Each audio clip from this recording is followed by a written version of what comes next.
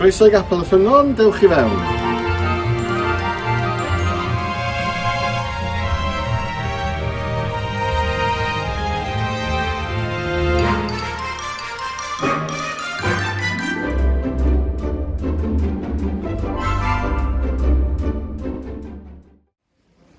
Croeso blant ag athrawon.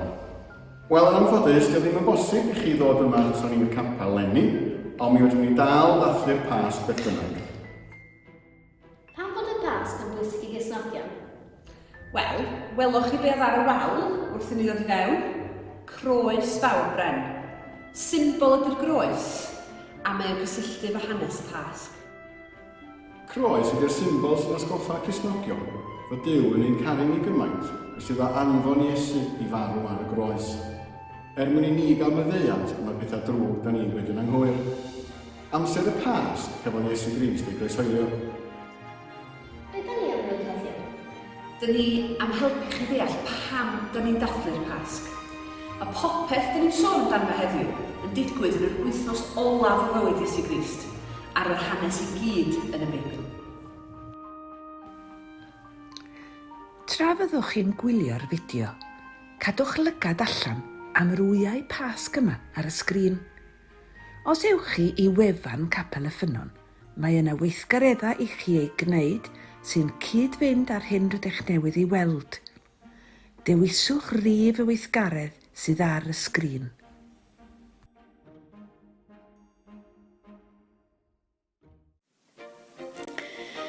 Da ni'n mynd nôl 2000 o flynyddoedd i Jerusalem, wythnos cyn i Iesu Grist farw ar y groes. Roedd pawb yn Jerusalem wedi clywed am y dyn yma, Iesu o Nazareth. Oedd wedi mynd o gwmpas y wlad ers 3 blynedd yn gwneud y pethau mwyaf rhyfeddol. Roedd wedi gwella pobl methu gweld neu methu cerdded, a hyd yn oed wedi codi merch fach oedd wedi marw yn ôl yn fyw. Mae pawb yn edrych ymlaen i weld, ac mae'n dod mewn i Jerusalem ar gefn asyn. Roedd tyrfa fawr yn gosod eu cotiau fel carped ar y ffordd o'i flaen, neu dorri dail o'r coed a'i lledu ar y ffordd. Roedd y dyrfa tu blaen a'r tu ôl iddo yn gweiddi, Hosanna, clod i fab Dafydd. Mae'r un sy'n dod i gynrychioli'r arglwydd wedi fendithio'n fawr. Clod i Dduw yn y nefoedd uchaf. Roedd y ddinas gyfa mewn cynnwrf pan aeth Iesu mewn i Jerusalem. Pwy ydy hwn, meddai rhai? Ac roedd y dyrfau o gwmpas yn ateb, Iesu, y proffwyd o Nazareth yn Galilea. Glywsoch chi'r bobl gweiddi rhywbeth wrth daflu dail palmwydd ar y llawr flaen Iesu? Y gair iddyn nhw weiddi oedd Hosanna. Be mae Hosanna'n golygu? Gair yn yr iaith Hebraeg ydy Hosanna, sy'n golygu help neu achub ni please. Roedd hefyd yn cael ei ddefnyddio pan oedd pobl wrth i bodd, fel tasa ni'n gweiddi hwrê rwan pan mae rhywun enwog yn cerdded lawr y stryd ym Mangor.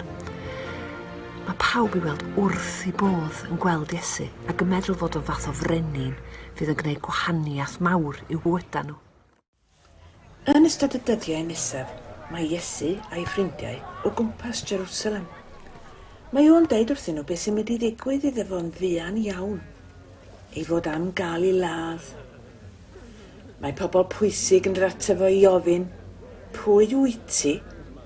Ac maen nhw'n mynd yn flin iawn am fod pobl yn dweud i fod o'n frenin. Ddiwedd yr wythnos, mae pawb yn cael swper arbennig i gofio sut oedd Duw wedi achub i bobl o'r Aifft cannoedd o flynyddoedd ynghynt. Swper y Pasg ydy'r enw am y swper arbennig yma. Mae Iesu Grist yn mynd i gael y swper yma efo 12 o'i ffrindiau, ei ddisgyblion. Yn ystod y swper, mae Iesu'n deud, wir i chi, mae un ohonoch chi yn mynd i fy mrydychu i. Be di ystyr bradychu? Bradychu rhywun ydy pan dych chi'n ei siomi nhw, neu'n peidio cadwch addewid iddyn nhw. Betray yn Saesneg. Mae'r disgyblion yn drist iawn a phob un yn dweud. Dim fideo na ci. Dim fideo na. Dim fideo na ci. Yn y Beibl wedyn, da ni'n darllen. Tra roedden nhw'n bwyta, dyma Iesu'n cymryd torth, ac yna, ar ôl adrodd y weddi o ddiolch, i thorri a'i rhannu i'w ddisgyblion. Cymerwch y bara yma a'i fwyta. Dyma fy nghorff i. Yna, cododd y cwpan, adrodd y weddi o ddiolch eto, a'i basio iddyn nhw a dweud, Yfwch o hwn, bob un ohonoch chi. Dyma fy ngwaed. Mae'n cael ei dywast ar ran llawer o bobl i faddau eu pechodau. Wel, tydi'r disgyblion ddim yn deall o gwbl be mae Iesu'n ei ddweud. Sut allai bara fod yn gorff a'r diod fod yn waed? Nawn ni ddeall hyn yn well erbyn diwedd yr hanes. Mae rhywun eisiau siarad efo chi rwan. Dowch ni weld beth sydd gyda fo i'w ddweud.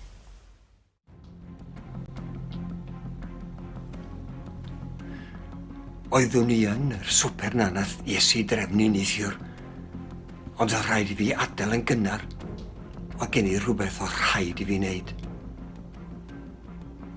Pwy dwi? Judas dwi.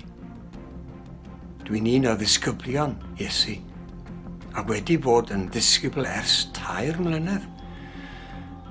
Yn gwylio ac yn edrych ar Iesu, oedd e'n caru pobl, oedd e'n gwneud da iddyn nhw, eisiau helpu nhw.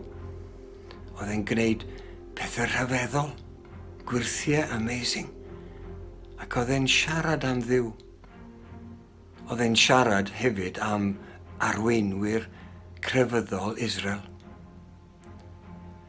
Ers i ni ddod i Jerusalem, mae pethau wedi newid. Mae pobl yn dilyn Iesu ac yn deud i fod yn frenin. A mae arweinwyr crefyddol Jerusalem eisiau arestio Iesu. Tydi'r arweinwyr crefyddol ddim yn licio be mae Iesu'n deud amdanyn nhw. Mae Iesu'n deud bod nhw'n ddim yn dysgu'r pobl yn iawn. Mae e'n deud bod nhw'n bihafio yn ddaiwynebog. Ac felly mae'r arweinwyr crefyddol eisiau arestio Iesu. Ac oedden ni'n meddwl a bysyn ni gallu helpu nhw a wneud chydig bach o arian yr un pryd. Felly, es i at yr arweinwyr a deud wrthyn nhw, ydych chi eisiau fy help fi i arestio Iesu? Ie, wrth gwrs, wel sut ydych chi'n mynd i wneud hynny? Wel, fel arfer, medde fi, mae Iesu a disgyblion yn mynd i lle tawel, tywyll, yn mynd i'r ardd yma gyda'r nos mwyn cael i ffwrdd o bobl, mwyn cael rest bach, a mae Iesu yn aml iawn yn gweddio ar Dduw. Wel, sut byddwn ni yn gwybod pwy arestio pan mae mor dywyll? Mi na i roi arwydd i chi, medda fi. Mi ai i fyny at Iesu a deud, helo athro, a rhoi sws iddo fo. A wedyn byddwch chi'n gwybod pwy i arestio. Wel, iawn, medda'r arweinwyr crefyddol. Newn ni roi 30 darn o arian i chi. Wel, na i dderbyn hwnnw, medda fi. Ac felly, mi nes i drefnu pob peth. Felly ar ôl y swper, mi aeth Iesu a'i disgyblion i'r ardd i gael rest. A dyma fi yn dod efo'r soldiers yn dawel bach. A mi es i fyny at Iesu ac yn deud, helo athro, a rhoi sws iddo fo. A dyma'r soldiers yn neidio allan ac yn arestio Iesu ac yn mynd efo i ffwrdd. Ond beth sy'n mynd i ddigwydd rwan? Ydyn nhw'n mynd i roi Iesu mewn carchar? Ydyn nhw'n mynd i ryddhau o? Ydyn nhw'n mynd i ladd o? Ydyn nhw'n mynd i groesoelio fo? A fi, sydd wedi bradychu Iesu. Fi nath helpu yr arweinwyr crefyddol yma i arestio Iesu. Just pres.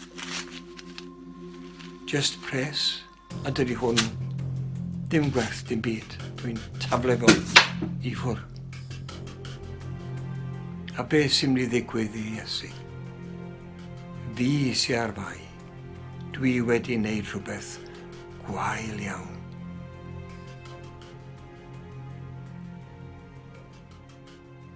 Beth sy'n ddigwydd nesaf? Wel, yn y Beibl, mae'n dweud... Yn gynnar iawn yn y bore, dyma'r holl brif offeiriaid a'r arweinwyr Iddewig eraill yn penderfynu fod rhaid i Iesu gael ei ddedfrydu i farwolaeth.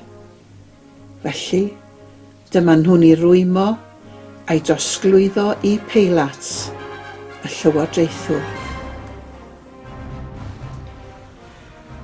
Peilat ydy fe enw i. Dwi wedi dod yma o Rufain i reoli'r wlad. A bore yma, dyma rhai arweinwyr y bobl yn dod ar dyn yma Iesu o Nazareth atai. O, ti ydy brenin yr Iddewon felly, medda fi wrtho. I ateb oedd, ti sy'n deud? Wel, di hynny ddim yn ateb o gwbl yna di. Mi oedd y rhai wedi dod â fo, oedden nhw'n deud pob mas o bethau amdano fo ac yn holi cwestiynau iddo fo. A wyddwch chi, doedd o'n ateb dim byd iddyn nhw. Dim gair.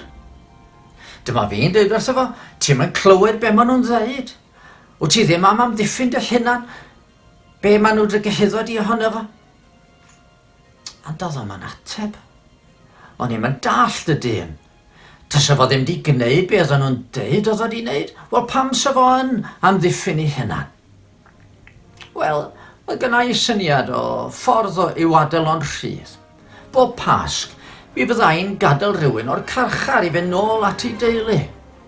A felly, o'n i'n meddwl, wel, os na i wneud y cynnig y Pasg yma, dwi'n siŵr byddan nhw'n dewis Iesu. Dim ond un arall o'n i am roi o'i blaen nhw, dyn ofnadwy a gas o'r enw Barabas. A dyma fi'n dod ar ddau allan a gofyn, pryd dech isio? Dech isio Iesu neu dech isio Barabas? Wel, dyma'r dyrfa i gyd yn dechrau gweiddi, Barabas, Barabas. O, be dwi fod wneud efo Iesu, medda fi? Croesoeli efo oedden nhw'n gweiddi. Ond pa ddrwg mae di wneud, medda fi? Croesoeli efo, oedden nhw'n gweiddi yn uwch, croesoeli efo. Wel, doedd genna i ddim dewis yn agoedd. Do'n i ddim eisiau rei at i gychwyn. Felly, dyma fi'n gadael i Barabas fynd yn rhydd nôl at ei deulu. Ond mwyn dangos i'r Iddewon be o'n i'n feddwl, dyma fi'n cymeryd bowlen o ddŵr a dyma fi'n golchi fy nwylo o'i blaen nhw a deud, dwi'n golchi fy nwylo, nid fi sydd yn euog o ladd y dyn yma. A dyma nhw, yr arweinwyr yn deud, iawn, ni sydd yn ei anfon a'i cael ei ladd. Wel, dyma fi yn ei roi o yn wylo'r milwyr. Maen nhw'n gwybod beth i'n neud efo troseddwyr. Dyma nhw'n ei chwipio fo. A wedyn dyma nhw'n cael dipyn o hwyl, dyma nhw'n gwisgo clogen mawr drosto fo fel brenin. Dyma nhw'n gwneud coron allan o ddrain a dyma nhw'n gwasgu'r goron ar ben Iesu fel bod y drain yn mynd fewn i'w ben o. A wedyn dyma nhw'n plygu iddo fo. Yn cocsio i fod o'n frenin go iawn. Oedden nhw'n poeri arno fo, i daro fo efo ffon. A wedyn, ar ôl iddyn nhw gael digon o hwyl, dyma nhw'n mynd â fo allan i gael i groeshoelio.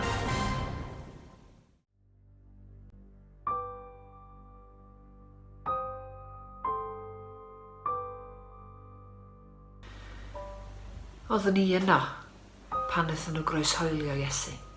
Mae Mair i famon un o'n ffrindiau gorau fi. Druan o Iesu pan ddoth o allan o lys Peilat. Oedd o wedi cael ei guro a'i daro'n ofnadwy. Oedd o'n gorfod cario'r pren trwmna i fyny'r bryn wedyn. A nath y milwyr weld dyn ar ochr y ffordd o'r enw Seimon a wneud y fo helpu iddo fo gario'r pren. Pan gyrraeddon nhw dop y bryn, dyma un o'r milwyr yn cymryd morthwl allan ac yn taro hoelio miniog i fewn i ddwylo a thraed Iesu, cyn codi'r groes i fyny, rhwng 2 groes arall, lle oedd 2 leidr di cael eu croesoelio. Rydyn nhw sticio arwydd ar dop y groes yn deud, dyma Iesu, brenin yr Iddewon. Ac oedd pawb yn chwerthin ac yn galw pethau cas fel, tydi lawr y groes na os na chdi di mab Duw go iawn. Oedd beth ddigwyddodd wedyn di dechrau fi go iawn. Oedd hi tua amser cinio. Ond yn sydyn, ath bob man yn dywyll. Fatha tasa rhywun di switcho'r hael off. Am 3 o gloch y prynhawn. Dyma Iesu'n gweiddi. Dad, dwi'n rhoi fy ysbryd yn dy ddwylo di. A wedyn, nath o stopio'n adlu a marw. Dyna ni felly, Iesu, Nazareth, mab, Mair a Joseph, y dyn oedd pawb di bod yn dilyn i wrando na fo'n siarad a'i weld o'n gwella bobl. Wedi marw. Oeddan ni gyd yn torri'n clona, achos oeddan ni gyd yn caru o gymaint. A wyddwch chi be? Un peth glywis i cyn mynd nôl adre. Oedd un o'r milwyr yn deud, dwi'n meddwl na mab Duw oedd hwnna go iawn. Dyna i chi wahaniaeth mewn wythnos ynde. Pawb mor falch o weld Iesu'n cyrraedd Jerusalem, ond rwan mae o wedi marw. Mae'r Beibl yn dweud bod corff Iesu'n cael ei roi mewn bedd mewn ogof, a bod carreg enfawr yn cael ei rhoi o flaen y bedd. Wedyn, am bod yna ryw bod peryg y byddai'r disgyblion yn trio dwyn corff Iesu, dyma Peilat yn gorchymyn bod milwyr yn aros wrth y bedd drwy'r amser. Prynhawn dydd Gwener ddigwyddodd y croeshoelio, a buon nhw'n gwylio drwy dydd Sadwrn a nos Sadwrn. Mae un arall o ffrindiau Iesu am ddweud wrthych chi rwan beth sy'n digwydd ar y bore Sul. Helo, yn enw fi ydi Mair. Ia nac i nid Mair mam Iesu, ond Mair Magdalen ydw i. Dwi'n dod o le'r enw Magdala, felly mae pawb yn alw fi'n Mair Magdalen. Ond mi o'n i yn ffrindiau hefo Iesu chi. O Iesu'n ffrind gorau i fi. Dyna mae lot o bobl yn licio fi chi, achos mi oedd ni wedi gwneud dipyn o bethau oedd yn ddrwg. Ond oedd Iesu'n gwybod hynny'n gyd, ac gweitha hynny, oedd o dal yn ynharu fi, a dal eisiau bod yn ffrind i fi. O'n i hefo Iesu pan oedd o'n dysgu ddisgyblion chi, cyn iddo fo gael ei arestio. A pryd hynny, dyma fo'n deud fath od. Mi hidodd o, y bys fo'n cael ei groesoelio. A deuddyd yn diweddarach, bys fo'n dod yn ôl yn fyw. Wel, sut galla fo wneud hynna fe ddylais i fatha fi'n hun? Does a neb yn dod yn ôl yn fyw ar ôl marw yn agos. Ond oedd o di deud wbeth arall chi. Oedd o di deud mai fodd mab Duw. Ac o'n i'n ei goelio fo. Felly, nes i'n dadla fo am y busnes dod yn ôl yn fyw yma. Mi o'n i yna fyd chi pan othon nhw'n groesoelio fo. Oedd o mor ofnadwy, gweld nhw'n camdrin yn ffrind gorau fi fela. Oedd nhw'n andros o greulon efo fo. Dwi'n nhw'n rhoi coron o ddrain am ei ben o. Na hoelio'n drwy ddilo fo a'i draed o. O'n i'n crio am ddyddiau ar ôl hynna. Drwy nos Wener, ha drwy dydd Sadwrn hefyd. Ond y gynnar bore dydd Sul, dyma fi'n penderfynu mynd i weld yr ogof lle oedd Iesu di gladdu. Ond pan gyrhaeddus i, do na milwyr tu allan, ac oedd y garreg oedden nhw wedi rhoi am ddrws y bedd, wel oedd honna wedi cael ei rowlio un ochr. Felly, fe eisiau fewn i'r beth. Do'n am corff yno, Ac oedd o lleiniau oedd nhw wedi rhoi i lapio am gorff Iesu, oedd hynna wedi plygu dot. A wedyn, welis i 2 ddyn mewn dillad llachar, a dyma nhw'n gofyn i fi, pam wyt ti'n chwilio am rywun byw mewn beth? Mae Iesu wedi dod yn ôl yn fyw. Ti'n cofio be nath o ddeud fysa'n digwydd ar ôl iddo fo gael ei groesoelio? Wel, mi gofis i wedyn yndo, bod Iesu di deud ar ôl deuddydd y bysa fo'n dod yn ôl yn fyw. Oedd hynny'n wir, tybed? Wyddwn i ddim be i feddwl, felly eis i allan o'r bed ac erbyn hynny oedd yr haul di dechrau codi ben hyn ac welis i rywun yn y pelltar yn cera tuag ati fi ac ni'n meddwl, mae'r garddwr ydi hwn. A mi ddoth o ati fi a mynd, wrai Ganwyl, pam wyt ti'n crio? Am bwy wyt ti'n chwilio? Sir, medda fi, os mae chi sydd wedi symud corff Iesu, nwch chi ddeitha fi i fi gael mynd i weld o? Edrychodd arna fi a dweud, Mair, pan edodd o'n enw fi, o'n i'n gwybod yn syth, o'n i'n gwybod, mae Iesu oedd o. Oedd o di dod yn ôl yn fyw. O'n i'n mor hapus.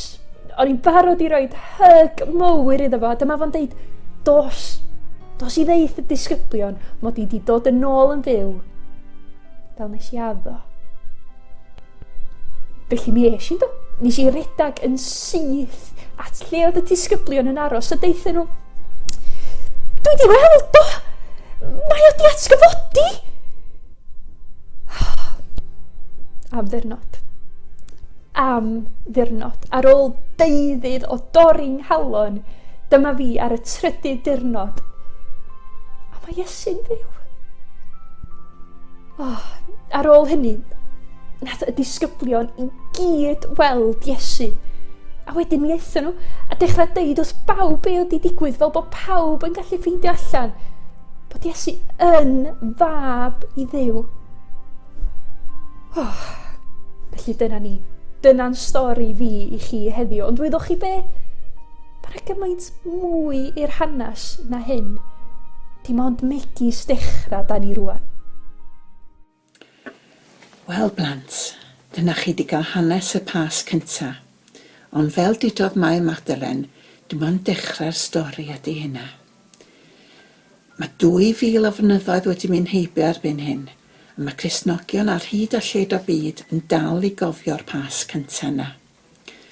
Dyma chi wneud capel y ffynon David Job i egluro i chi be da ni'n neud unwaith y mis i gofio fod Iesu wedi marw a dod nôl yn fyw, sef atgyfodi. Ydych chi'n cofio'r swper arbennig gafodd Iesu gyda'i ddisgyblion yn Jerusalem cyn i arestia?